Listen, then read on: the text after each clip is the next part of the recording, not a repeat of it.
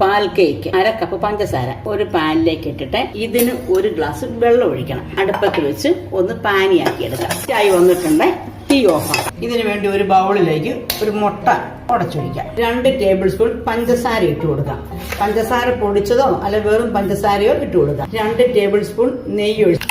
ഇത് മൂന്നും കൂടെ നന്നായിട്ടൊന്ന് മിക്സ് ചെയ്യാം. ഒരു നുള്ളു ഉപ്പിട്ടു, ഒരു 1/4 teaspoon baking soda, 1 tablespoon ഏലക്കാപ്പൊടി. ഏലക്കാപ്പൊടി 5 ഏലക്കായ ഉള്ളത്, അതിന്റെ കൂടെ പഞ്ചസാരയും ചേർത്ത് പൊടിച്ചിട്ടുള്ളതാണ്, എളുപ്പം പൊടിയാൻ വേണ്ടി. ഇതൊന്ന് മിക്സ് ചെയ്യാം. ഇതിലേക്ക് നമുക്ക് 1 കപ്പ് ആട്ടപ്പൊടി ഇട്ടു, 2 ടേബിൾ സ്പൂൺ മിൽക്ക് പൗഡർ, എല്ലാം കൂടെ നന്നായിട്ടൊന്ന് കുഴയ്ക്കാം. ഇത് അല്പം ലൂസ് ആയിരുന്നതുകൊണ്ട് ഒരല്പം ആട്ടപ്പൊടിയും കൂടെ ചേർത്ത് കൊടുത്തിട്ടുണ്ട്.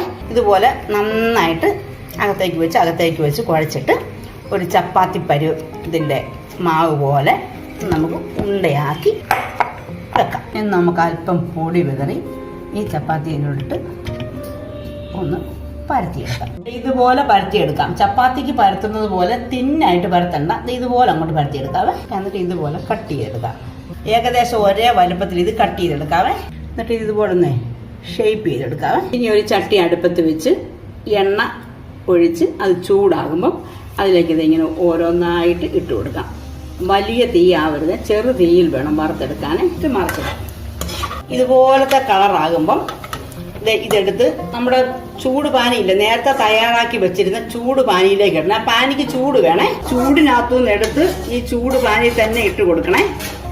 അപ്പോഴേ അതിലോട്ട് നന്നായിട്ട് പിടിക്കത്തുള്ളൂ. പാൽ കേക്ക് തയ്യാറായി വന്നിട്ടുണ്ട്. ഈ ചാനൽ കണ്ടുകൊണ്ടിരിക്കുമ്പം സബ്സ്ക്രൈബ് ചെയ്യാത്ത ആരെങ്കിലും ഉണ്ടെങ്കിൽ ഒന്ന് സബ്സ്ക്രൈബ് ചെയ്ത് സപ്പോർട്ട് ചെയ്യണേ.